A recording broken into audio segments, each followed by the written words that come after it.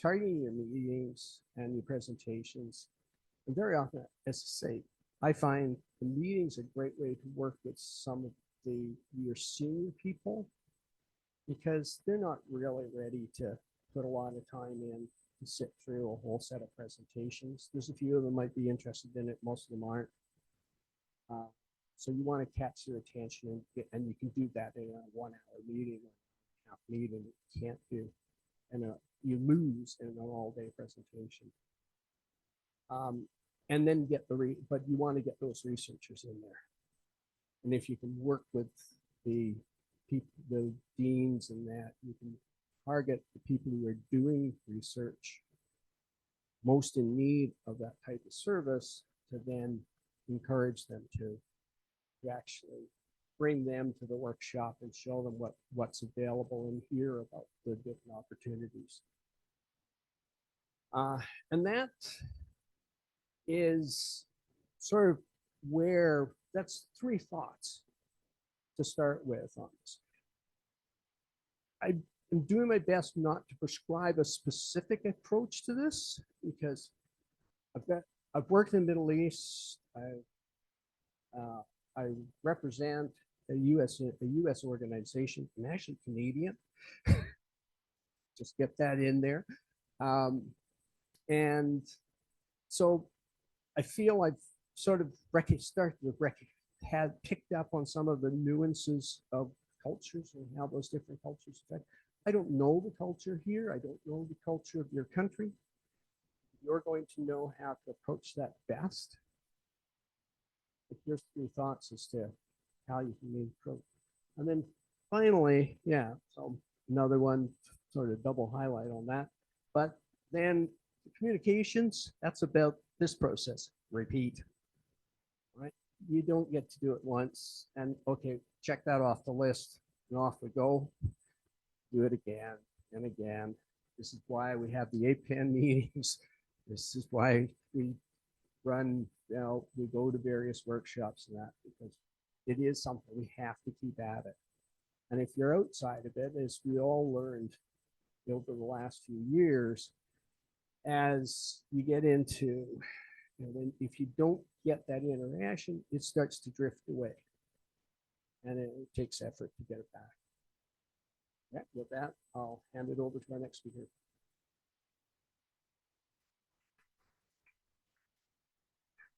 Any questions for John? No? All right. Yep. Just before I invite Amber up, it just reminded me the discussion about the champions in particular, that they work for you in a strategic way, but they can also work for you as an employee. One of the things I found was I've been involved in a number of research IT infrastructure support programs, both at a university level and then at a state level with over a dozen universities.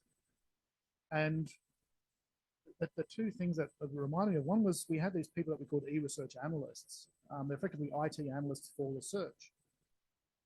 And their job was to go out and sit at elbow with researchers and say, what are you doing? How are you doing this? Could you do it better? What are you missing out on? What's blocking you? What's stopping you? And so on. And their job was to basically translate. Because as John said, having the IT person in the room sitting opposite the researcher, they're talking to each other, they're using different languages, right? They don't understand each other, their eyes glaze over. And especially a lot of the IT people I've worked with, they love their jargon, they love their solutions, they want to promote what they do.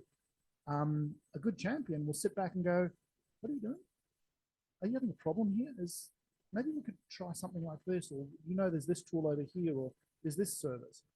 And certainly in Australia, one of their main jobs was to hide the 250 acronyms that we used for all of our various IT software projects and so on. It was just to talk in the language of that researcher.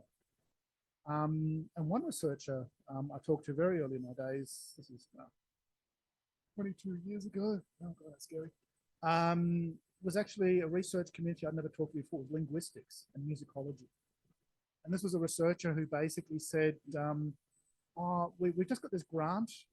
We're going to digitize these huge archives of recorded languages from the Asia Pacific region.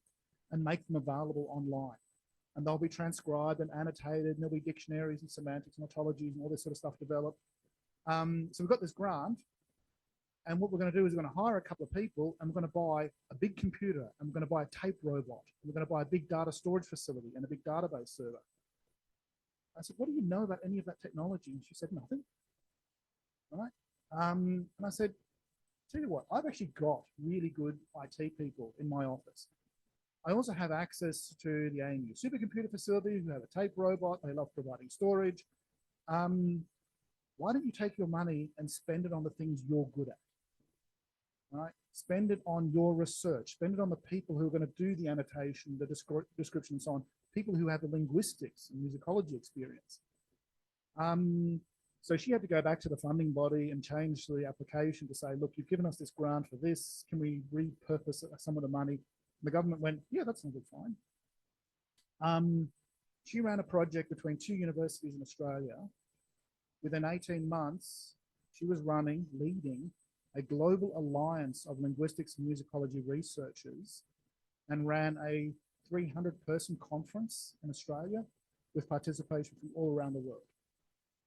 That was a heck of a good champion. She was used as the poster child for every discussion about e-research infrastructure for the next 10 years. Her face was shown to presentations to our Prime Minister to talk about, look at the success that you can offer. She didn't start out as a champion, but she certainly became one.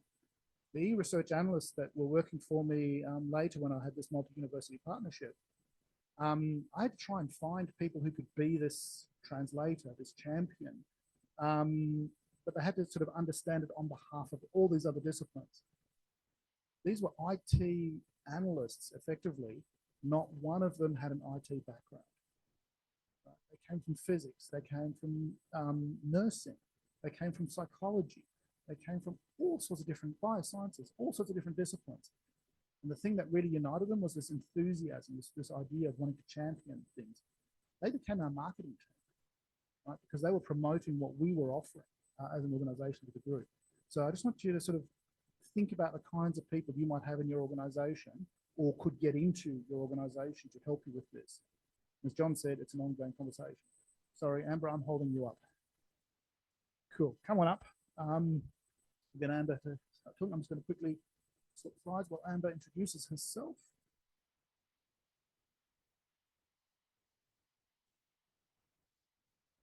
Thank you. Hello, everyone. For those who don't know me, my name's Amber and I'm the CEO of REANNZ. I've been in role about just over 2 years now. What I'm going to do is I'm going to walk you through a case study of the journey that REANNZ has gone on over that time to increase our relevance really to members and stakeholders. One of our key challenges was that we were hiding our light under a bushel. No one knew us, no one knew what we did, or no one knew why they should give us money. And it was because, it was because we were not talking to C-level. We were not having strategic discussions. We were having a lot of technical discussions. So this is a proposition development presentation. Just some points. We do not have marketing within REANNZ. We are government funded, 50% government funded. That is not good to spend money on marketing. So this approach reflects my background, which is proposition development, and a few other people internally. So we did this ourselves. So quite simply, in 2020, when I arrived, we had a problem. We had all our member contracts expiring mid-2021. We had a government who agreed they need to pay for the network, but didn't really know what we did. I had my first meeting in my new role, very excited about my new job, and the ministry said to me, you're about research only, stay in your swim lane, REANNZ, don't do anything else other than research. And I went back and read the Constitution, which said research and education. And the clue is in our name, right? Research, education, advanced network. So our stakeholders didn't understand us or what we did. And when I started looking at it, the problem was actually us. We were not talking about what we did the right way. This was our mission. Our technical people loved this mission because we felt really good every day we were getting to work and we were running a low latency network, high availability, high capacity. We got really excited. The problem is no one really understood why they should get excited. I didn't understand what my team were telling me half the time either. I sort of would glaze over. And as a result, our members didn't really care. Our decision makers just switched off. So we had to do something. So we had to change the conversation. So we actually started a bit unusually looking internally and going, well, actually, who are we and what is it that we do? So we landed on, we were three things. We're global connectors, so we connect New Zealand to the world and the global REANZ community. Now that is quite strong messaging in New Zealand. As you know, we're in the middle of nowhere. It takes 3 hours on a plane to get anywhere, and that's Australia. The rest of the world is a long, long way away. Yeah, that joke missed. We're technical experts. We have a lot of technical expertise within REANNZ, and members know that. They really appreciate. They can pick up the phone. They have the name and the phone number of my head of network operations or any of her teams. That is a big differentiator. Commercial providers don't offer that. So that level of service is a real differentiator. And then obviously we run a specialised network for those people who need that capability. So in New Zealand, we only have about 3 or 4 members that use the capacity in the advanced network in anger regularly. So it's a very small bit of our customer base, but it is what we're funded for. So we receive government funding for it. So what we did is we went and talked to the sector, and as you can see, I ignored the advice I was given to stay in my swim lane, and said, okay, where can we add value? We get government funding. Our job is to maximise our impact for the sector we serve. And we decided these 4 verticals would be where we would focus, but we would only look in the areas of intersection and overlap. And that is because we're an infrastructure company. We don't do bespoke things. We're not geared up, we're not scaled up to do bespoke services. There are 30 of us across the entire organisation. We're like, where are those things we can do once, we can roll out multiple times, but actually we can just change the story around them to make, to make the messaging personal to our members or expertise. So that was our approach, because we found very quickly we were running in circles trying to do too much. So we focused ourselves. So we distilled our common needs down to 4 strategic pillars.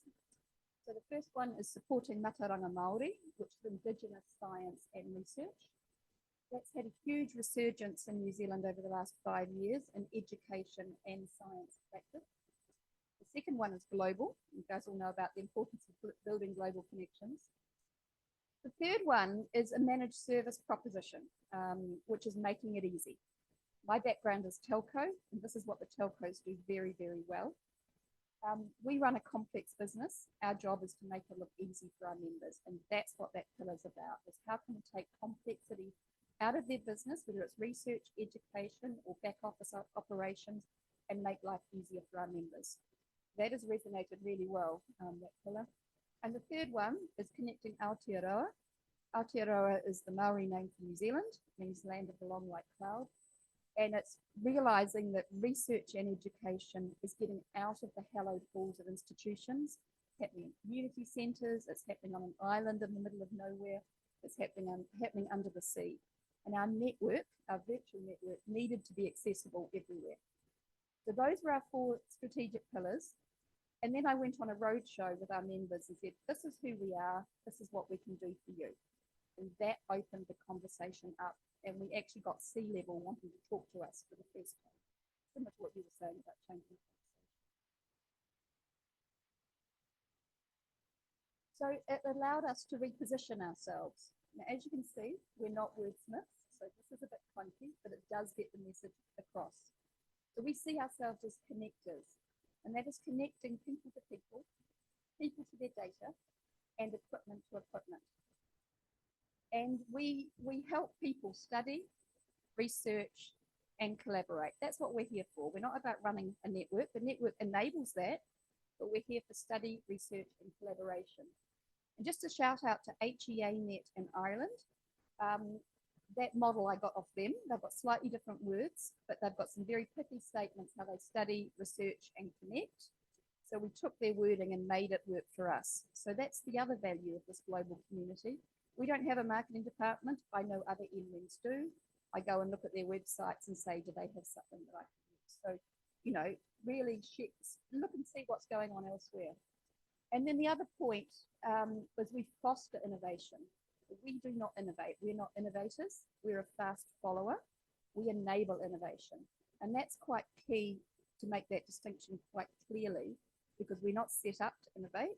We don't have the processes or the skills in-house to do that.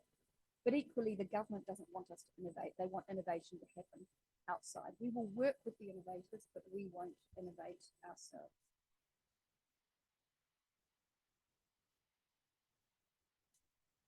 So it led the way for some revised propositions. And for a lot of you, this is probably not new news. The first thing was digital equity. So EduRoam, which we all know and love, that has been rolled out across 600,000 secondary school children by the end of June this year. We've got additional 150 EduRoam sites going live in the next few months, with another 700 in the pipeline.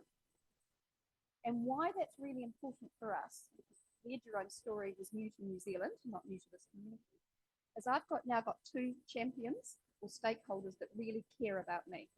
One is the Ministry of Education. They've never worried about us before. We've gone to the Ministry of Science. And the other is the Ministry of Education. So the Chief Data Officer in the Ministry of Education is the biggest advocate we could have. He is removing roadblocks. He is finding funding if we need extra funding. So this top pillar has not been about making a lot of money. We charge the ministry time and materials only. It is about increasing relevance across government and the sector to preserve our funding going forward. So that's been a very big strategic win for us.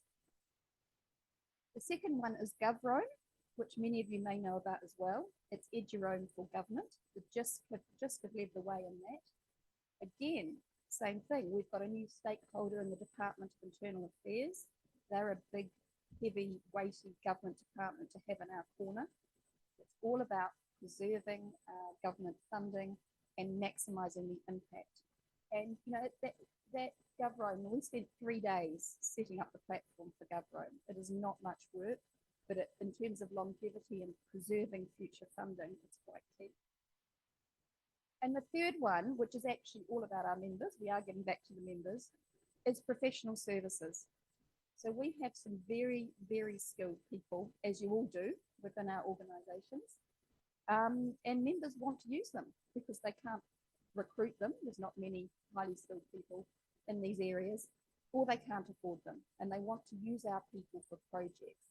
And that is how we're getting closer to our members and the end users. And we're doing that on a professional service basis. We're charging for that.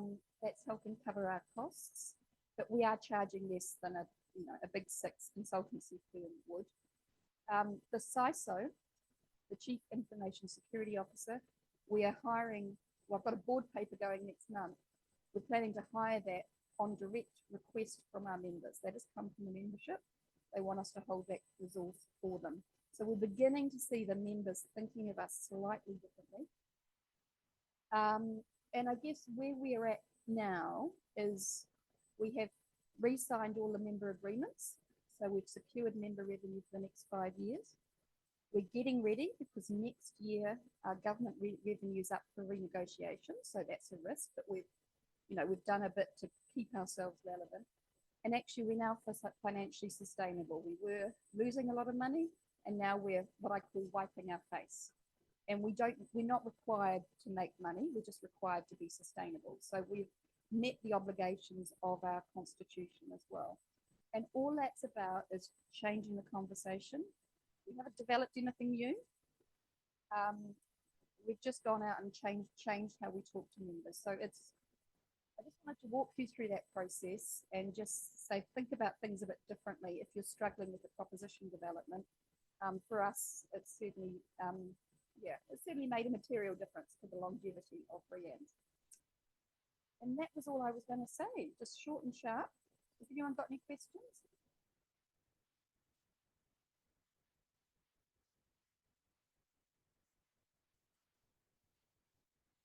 Your money comes from government. So 50% does. but 50%. Okay.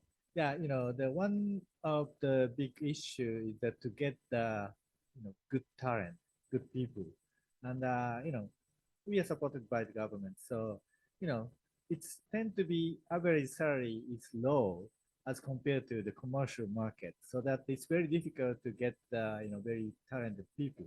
So how do you do that? It's tough. Yeah. I knew someone would ask a hard question. Two ways. We do benchmark against the private sector, but we don't pay the top private sector. So we are high for government, but we're not high in terms of private sector. And we don't have the private sector benefits like health insurance, unlimited leave. We have none of that. But what I've noticed has made a real difference actually is people work in the public sector because it's value aligned for them. And the big one that's made a difference is digital equity. And people are, I come to work and I'm making a material difference to the children of New Zealand. And that has really got into people's psyche. And we've seen employee engagement go from 58 to 78% over the last 18 months. And not all of it, but I believe a lot of that jump is around value alignment. Does that make sense? It's not really helpful, but that's just what we've seen. Yeah.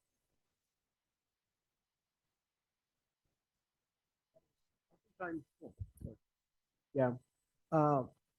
Oftentimes you get junior people in, all right, and then they go off to the private sector to do better things. But when you start looking at your jobs further up the line again, and you're needing that high technical expertise, you might, if you've got those connections still, that network, might be worthwhile seeing if any of them are interested in coming back. It's surprising how many staff that start in the academia field, in the research field, go out to the private sector and say, gee, I really miss those days, and are interested in coming back. You might not be able to pay quite that same salary, but they're looking at it from other things, and the rewards is part of that, and that internal reward. And the other thing we see within our technical teams is because we're so small, everyone does a bit of something. Whereas in the commercial world, you're very siloed. You start and you're just doing that. Whereas at REANNZ, you're doing all of the spectrum. So it's more interesting as well. The other angle.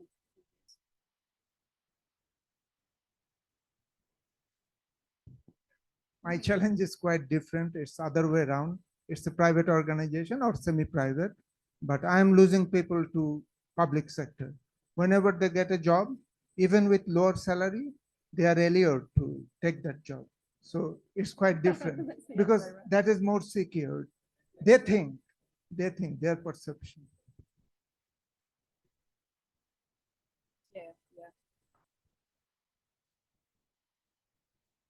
Good morning. So I'm from the Philippines and I want to know more about your use cases on digitizing government because it has been a perennial dilemma in the Philippines to actually engage our government. And that's saying something because I am working under the government. So I'm working from the Department of Science and Technology in the Philippines. And we have this network, we call it the PREGINET. With Surbani and everything. So we are also managing the EduRoam and everything for the academe, for the government institutes and everything. But there is a fine line between us and other government agencies because it is as if they do not want to adopt the EduRoam or the network or the education and network governance in the Philippines. So please tell us more about how you do the digitizing. Thank you. Yeah, there were 3 use cases we looked at. One was the need for educators to move seamlessly between different locations.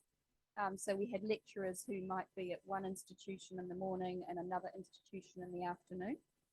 So that was a key use case. equally for students who were moving between institutions, though that wasn't as strong. The main driver was the lecturers. The other one is a UK one from JISC. Again, I spend a lot of time reading the other English language REANNZ sites. Their health sector, they use Eduroam or GovRoam to do cross-disciplinary health management teams. And they've got some great case studies on their website. So I know for us, if we can prove something's been a success elsewhere, it's often easier to sell it locally. So we absolutely use the JISC case studies to get into the health area. And the third one is that New Zealand, Wellington is the home of government. And because we had a big earthquake about 8-9 years ago, a lot of our buildings are still being strengthened and rebuilt. So the public sector is quite fragmented. And there's just a practical need to get people moving, working together across sites. So that one was tied very much back to an issue that Wellington is facing now. And then the schools one was obviously just a government focus on digital equity. So we've tied everything back to newspaper headlines, government policy, and the big thing for us with Eduroam is it does not need a budget bid. You know, it is not expensive because we don't pay a license fee, another benefit of this global community.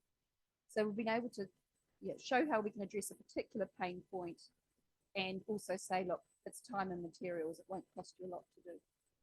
Is that okay? Just to follow up on that point, just from an Australian experience I also was involved with was a lot of government agencies, a lot of governments are now talking about open data and access to government data and access to research and so on. And most government departments we talked to were terrified of the idea for various reasons. In some cases, I had one departmental head tell me we can't share this data around public transport because it's part of the contract between the government and the private provider.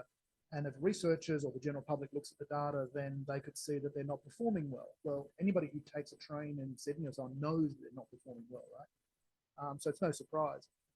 But the conversations got easier when it wasn't about making data available to the general public, but making it available to researchers, because it was a much smaller group.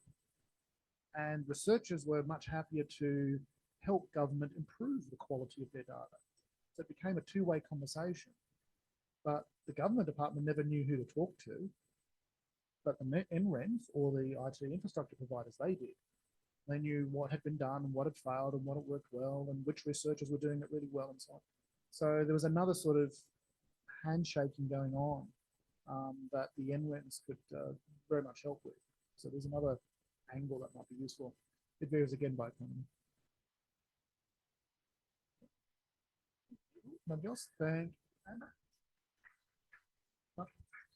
I'll invite Arefin, you're at the front. Come on up.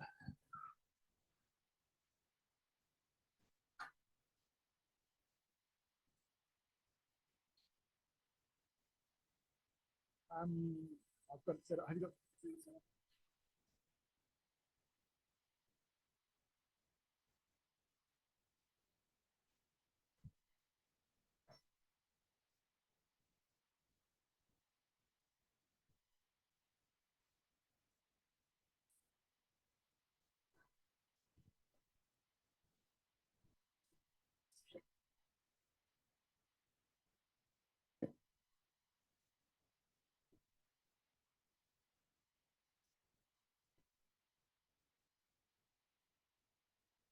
Good morning.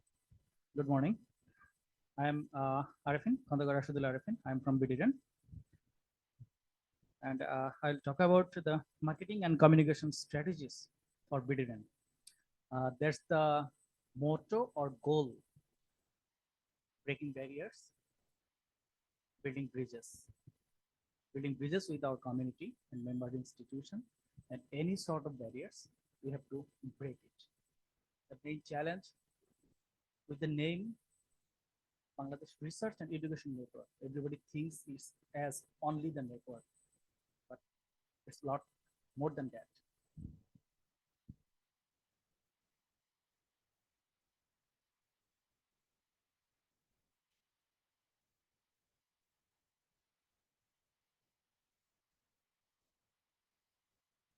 So their BDREN's objective, fundamental elements, target audience, key strategies, and different marketing activities that BDREN perform through these years. I'm going one by one.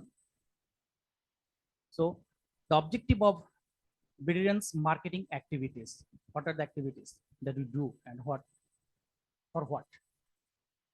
So bridging with the customer. We always work more closely with our customers to make a long-term sustainable relationship with them. Reach to existing and the potential customers. Adjust and adapt to their inherent needs.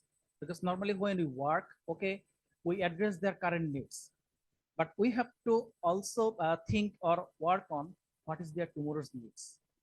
Based on that, we segmentize our customer segment based on their needs and do the activity for brand awareness, brand equity, and create a pull effect to provide them the service. How do we position ourselves? BDREN came into main focus in throughout the not only in Bangladesh, also in other Asian countries, based on the Zoom provider during the COVID-19.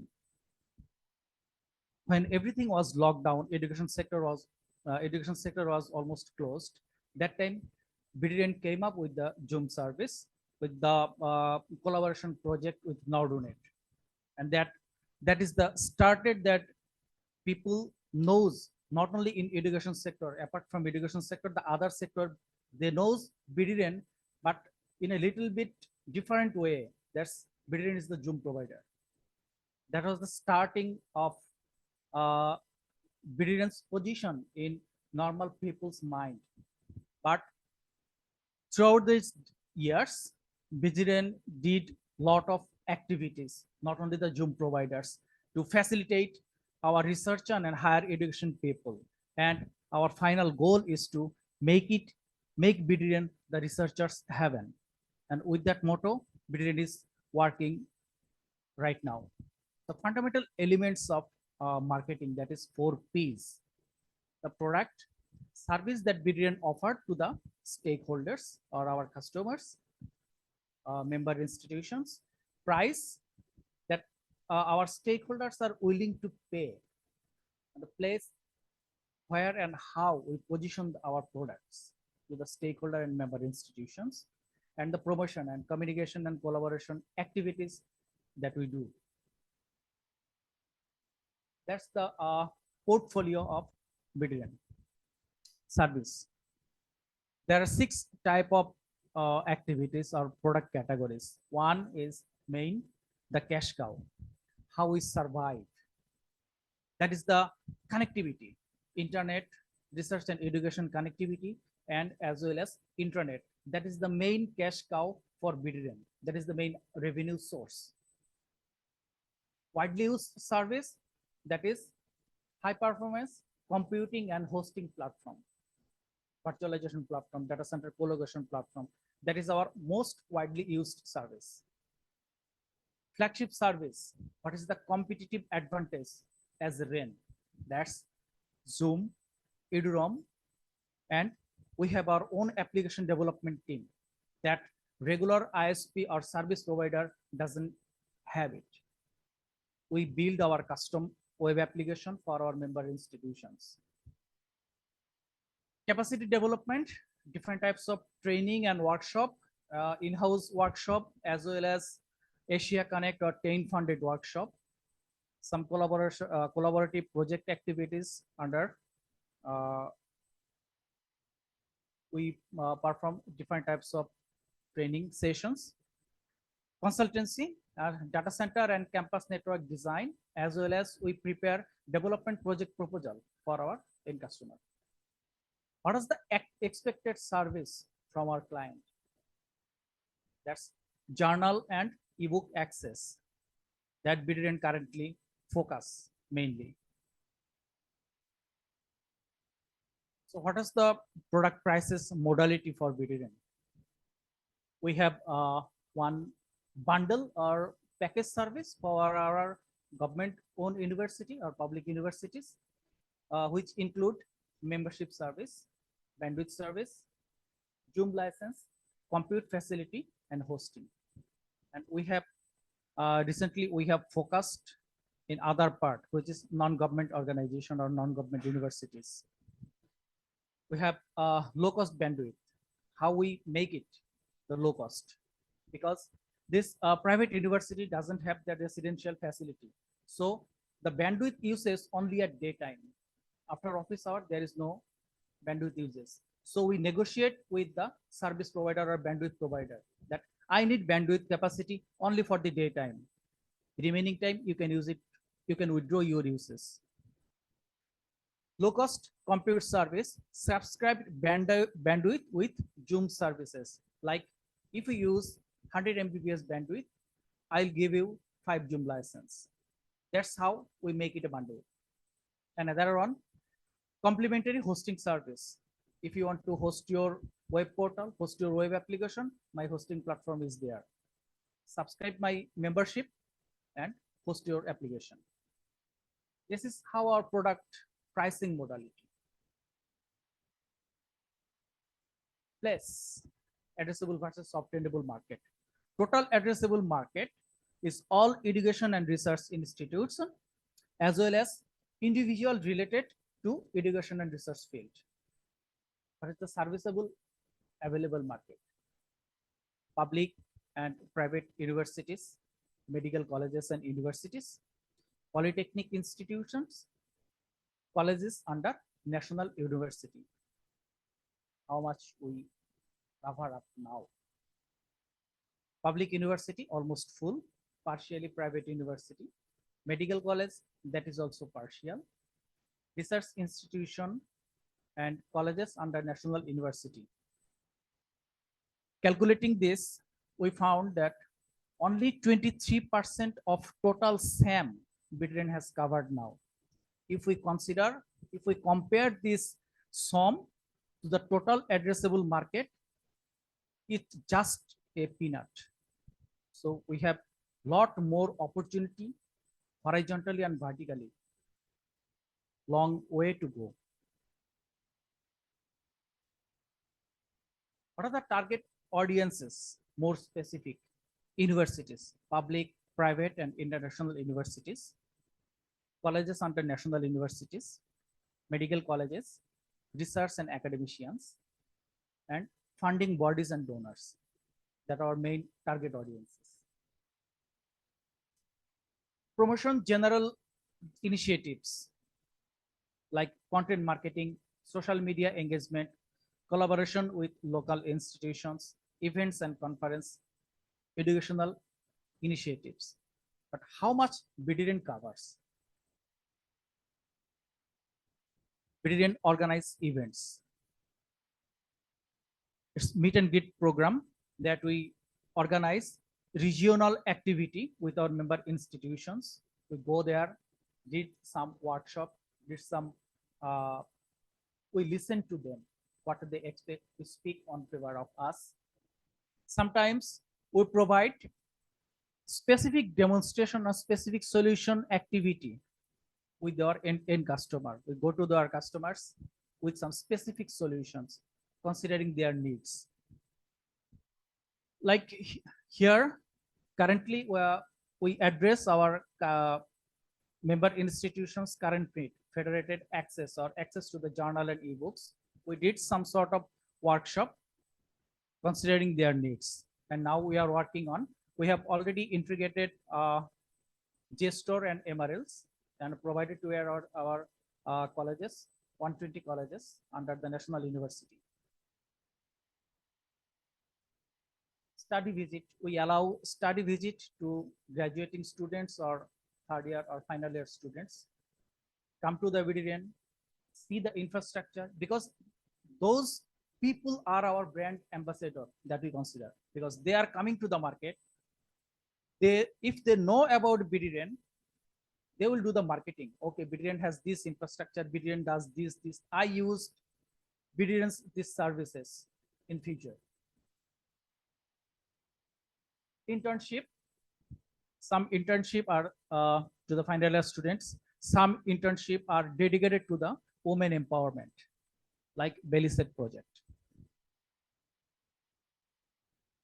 Fellowship in APAN fellowship, BDRE sponsors this year and every year. This year also BDRE sponsors some fellowship to people to attend APAN activity. What are the REANN are doing? What are going on there? Sponsorship activity. Sometimes it's IEEE sponsor. Sometimes it's BDNOC, Bangladesh Network Operating Group sponsorship.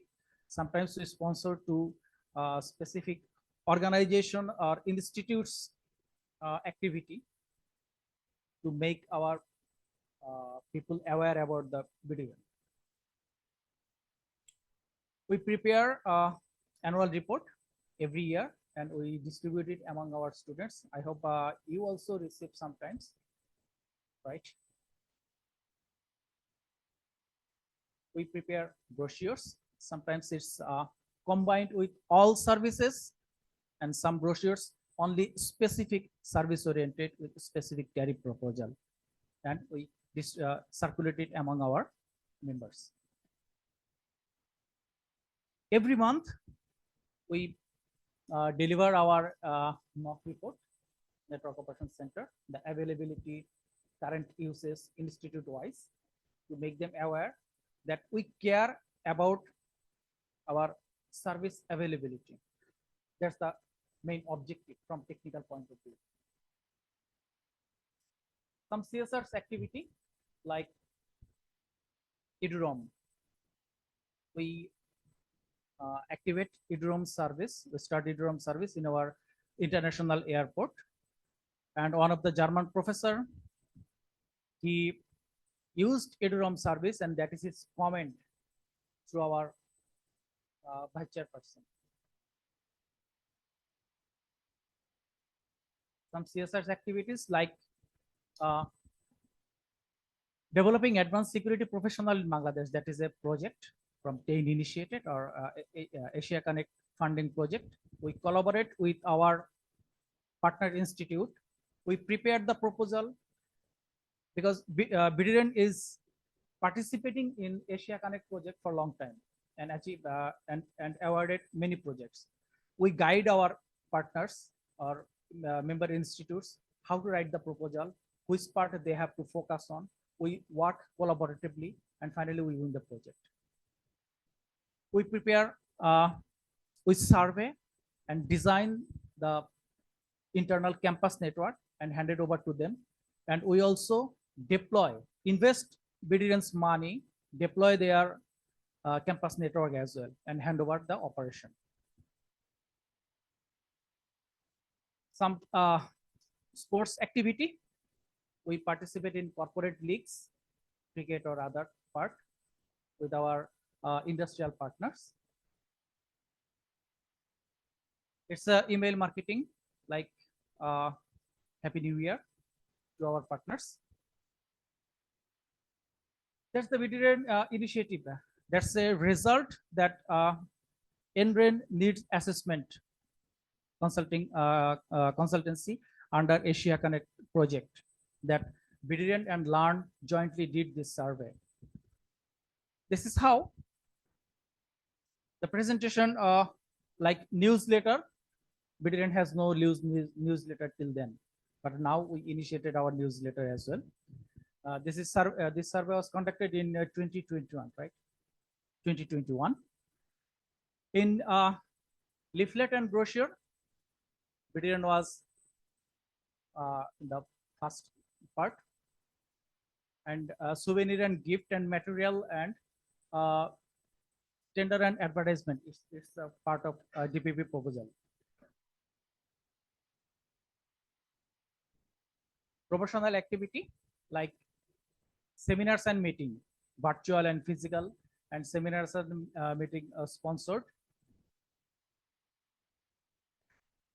Sorry, BDRE was one of the top part. The marketing budget. BDRE started its separate operation in 2019. 2019 and 2020 and 2020 to 2021, we had no marketing budget. We didn't have any sort of marketing activity. We didn't started its marketing activity since 2021 and 2022. Till then, our marketing budget is increasing, although it's not up to that mark, but it's increasing. It has a growth. That is another survey under Asia Connect project, where all NREN's budget is proportionate is showing. Although BDRE has 0.66% of allocation of its total budget. LEARN has the highest, I think it's 3%. Oh no, NREN has the highest, 8%, and LEARN has 2.5%. If we see scored in promotion and visibility, BDRE has the highest score, because determining the score, it has different parameters like promotional budget, number of awareness program, promotion for attending regulation, and most importantly, dedicated personnel or dedicated team for marketing. And BDRE has that part. We had separate business development team. We had separate business development manager, as well as one deputy manager with them to perform the marketing activities. Feedback mechanism. We do the marketing activity, but does it actually reach to our intended customers? To know that focus, we did some sort of feedback activities, like regular visit to our customers, including finance team as well as technical team. Engage dedicated business development team, prepare questionnaire and conduct online survey, online meeting with technical team, leaflet, poster, service brochure, and annual report. This is one matrix and analysis of our feedback mechanism. From this, we found the most demanding service from our member institution is journal and ebook access. This is how we prioritize our next service offerings. We had our presence in different social media like Facebook, LinkedIn, Xhandler, YouTube, Instagram, and web portal. This is the acknowledgement in international blog site during with our activity of LEARN, BDRE, in our Zoom activity in COVID-19. Like in the field stories of Sri Lanka, Bangladesh, Thailand, and Nepal. In the field stories, it has some activity of Sri Lanka in articulate on Belisek, study on female engineer part. Finally, through our marketing, we want to enhance our visibility, attracting the financial support, fostering collaboration, showcasing our success, addressing misconception like our motto, breaking the barriers, and advocating for supporting policies. That's all from BDRE's marketing team. Thank you. Any question?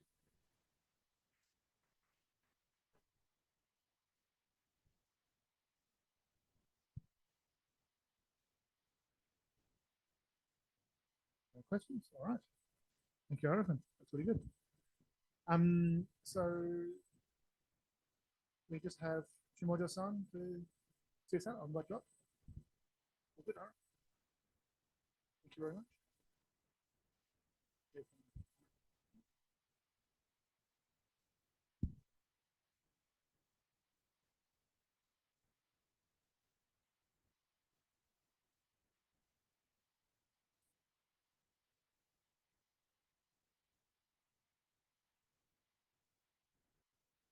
Okay. First, my apologies. I didn't understand what this session is. So, so I learned what is the marketing and how we, what we should discuss. So I apologize for that. And also, I noticed that our Japanese situation is very different. That's I'm explaining, and I think we are in the maybe behind to Internet 2 or LearnNet. Uh, you know, uh, Maybe we will grow that way, but I think we are far behind and in between. So I will speak a very short.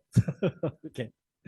So this is the situation, and actually, we in APAN we are represented by the APAN JP, but actually there's no single organization in Japan. Actually, we the correction or collaboration of actually four different bodies, which is one is the Arena Park wide project.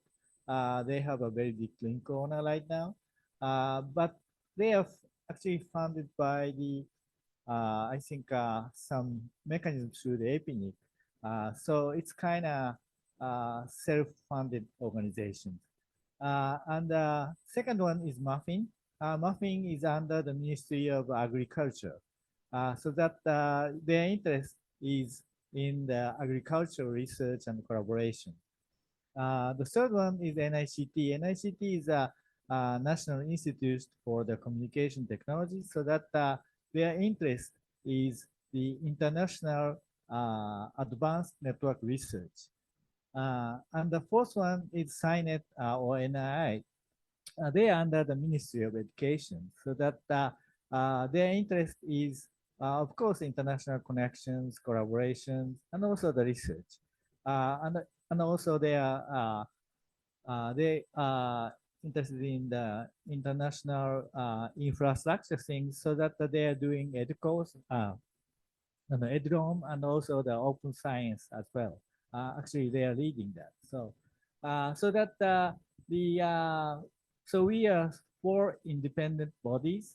So how do we collaborate? We form the correction of MOU, and each form the correct coalition of international networks for Japan International interoperable network for Japan International. This is called the Shinji. It's not my name, but it's a coincidence. And so it's just a collection of MOU. So there's no single body for the network. We just collaborate and coordinate, so that we don't have any marketing right now. And it's very difficult to make the single marketing strategy for them, for us. But we hope we'd like to grow like Internet 2 or Lenin. And the other thing is, I forgot to mention that those four networks are collaboratively operated by the outside contract, which is now going to KDDI. And so they operate, we call it the global NOC or APAN-JP NOC. I think some of you may know, they are in the network engineering workshop session. So that those four networks are internationally, collaborate under the APAN-JP NOC. So this is our, situation right now. So how to make a single, marketing strategy is kind of issue. So I ask, Ambrose for that, and I think this is very good for us to think about that. And for that, this is very difficult to sustain. Now we have some collaborative bodies, and we know each other for a long time, so it's okay to discuss things and resolve things.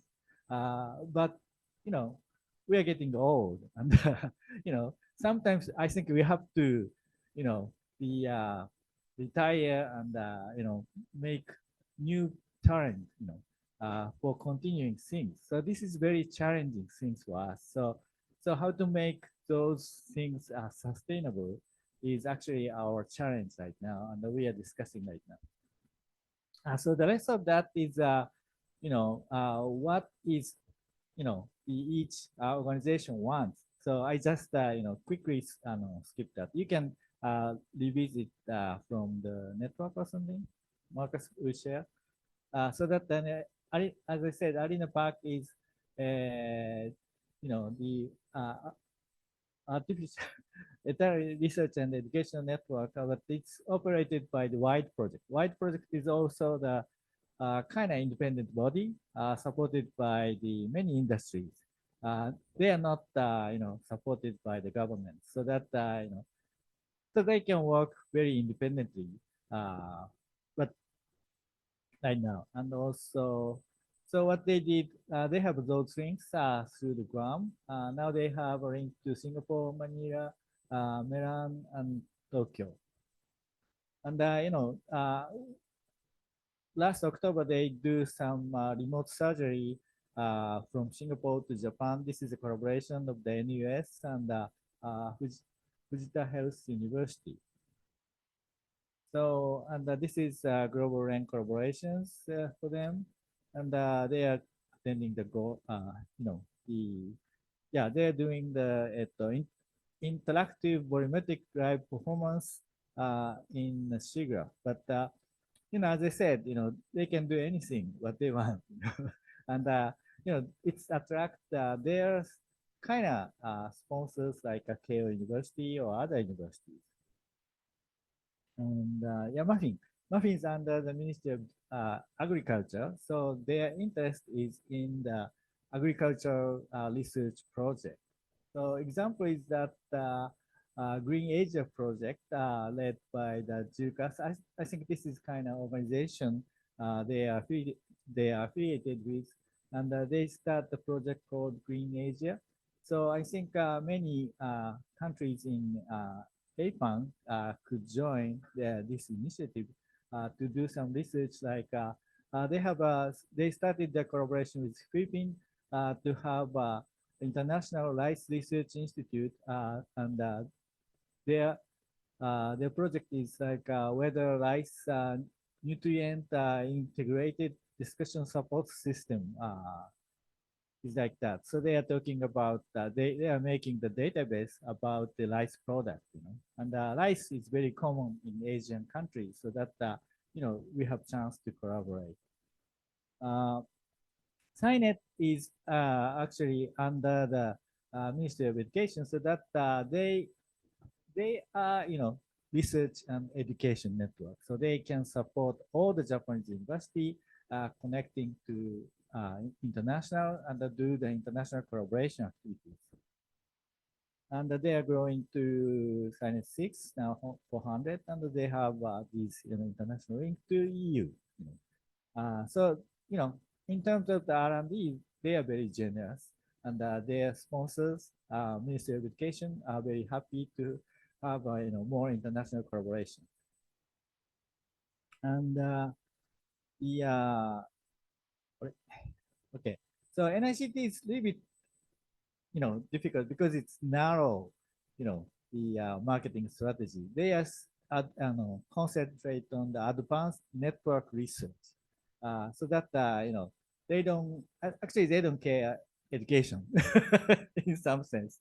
So that so that it may be difficult. So they do some like a P4 experimental network, and they do some collaboration of the big data mover challenge or something like that. So in terms of some research part is involved, they are happy to collaborate with you. Okay. So yeah, okay. So I think this is end of my talk, and this is the current strategy, and I'm very happy to join this this session, because I learned how to how Japanese grow to more mature NREN. Thank you very much.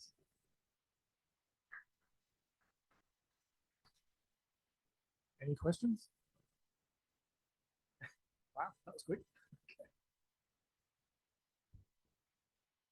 Oh, thank you for your nice presentation. I believe you don't have any marketing initiative, but How come you make all your members join your team? It's automated or Yeah, because I think we are we know each other very long time, and we love APAN and we love international collaboration. This is I think the first people to join the internet. So that for us it's very natural. But as I said, sustainability is the issue. How can we sustain those? I think mood or community in Japan in the next phase.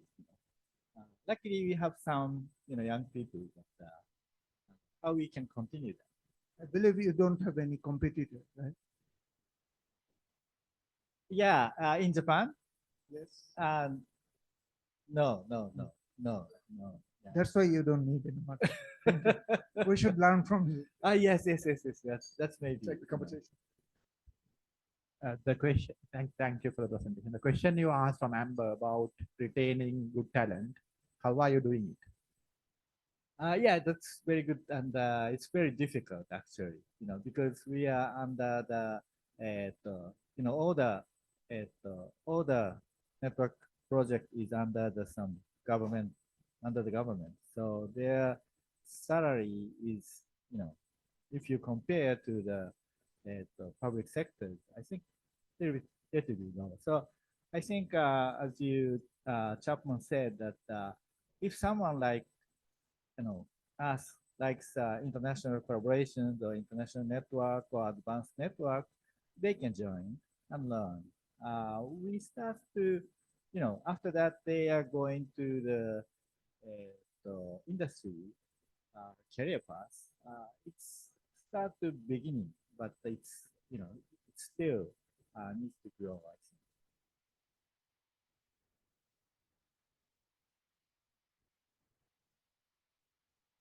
I think. Yes. But it comes for the under the each organization, each government organization. But the Ministry of Education actually sometimes discuss we have to be self-sustained. We don't charge, any universities.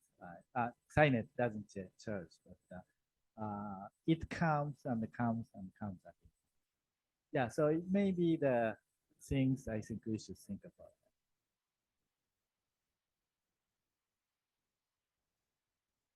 Any other questions for Shinji from Shinji? No? All right. Thank Thank you, Shinji-san. So let me turn this around now. I've asked you for questions. So I'm going to throw a question to you. What next? What do you want to do next? How do we take this forward? As a community, as with many different interests, I'm very pleased to see the audience is filled out. What do we do now? Yeah, as I said, one thing I noticed is the background of NREN is very different country by country, So, if we categorize those, and it's kind of maturity level of the NREN, so that whether we could make a map of, the category of each NREN or something like that. Maybe making a survey or something. Leads to a compendium kind of discussion, doesn't it? Hang on, Helga, have hand up first. I just know there is maturity index of NRENs that has been developed, if I'm not mistaken, by a colleague in South Africa. So I could potentially share that, because when we do benchmarking also for EU-funded projects, we, sustainability and getting the NRENs, supporting them on the route towards more sustainability, that is always being applied. So I can certainly share that. Yep. How do I share it? Tell me. Okay.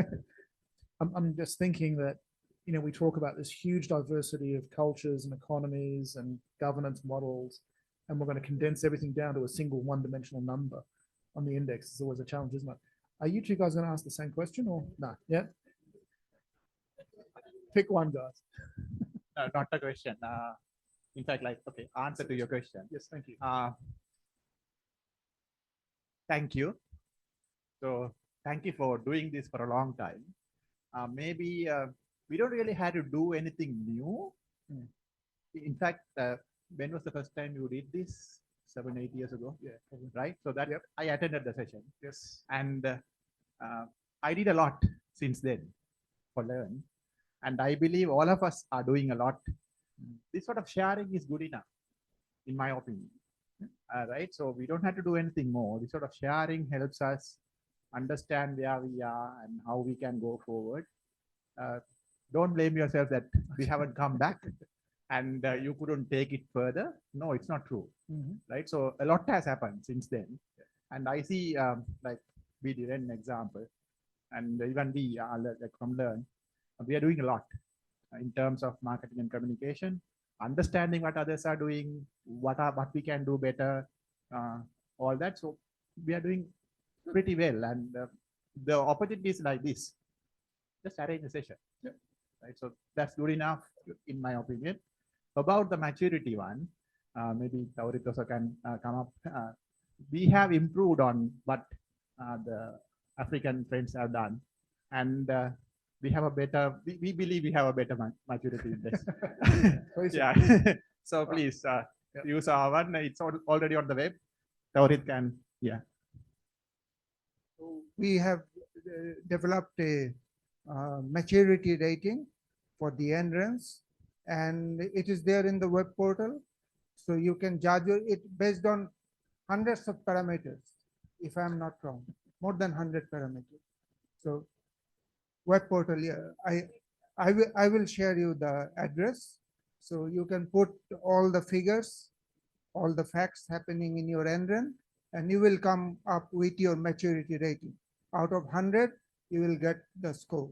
Okay, it was actually calculated for the less developed and middle income and higher middle income economies, but anybody can participate.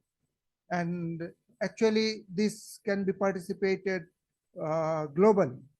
Okay, so you will get your rating and you can compare yourself in the global market where you are standing. So it is there. It is there, available, and I will share with you. Okay. Thank you. All right. Any other suggestions and ideas? I mean, that's a great suggestion not to do anything else except do this. So I'm a big fan of that already. I concur. I was just following up on Russian's comment that it'd be really good to have a session focused on case studies. I know that practical, this is what we've done and this is what worked, but also this is what didn't work. Yes. Often gives people tools that they can go away with. So if there was anything for next year, I'd sort of ask if we could have a component on case studies. Actually ties in also with some of the things we talked about, having stories, as Helga's walked out in the field, and the case for NRENZ. How we tie in the maturity thing into a marketing discussion is interesting too. It's more an internal self-reflection rather than marketing ourselves to government saying, well, we rate really lowly, we want more money. Dangerous conversation. Is there any other input, or is the smell of coffee attracting you all out the door? In which case, thank you all for attending the session. Thank all the speakers. And we'll see you at the next session, and hopefully the next version of this in Islamabad, I guess. Go forth.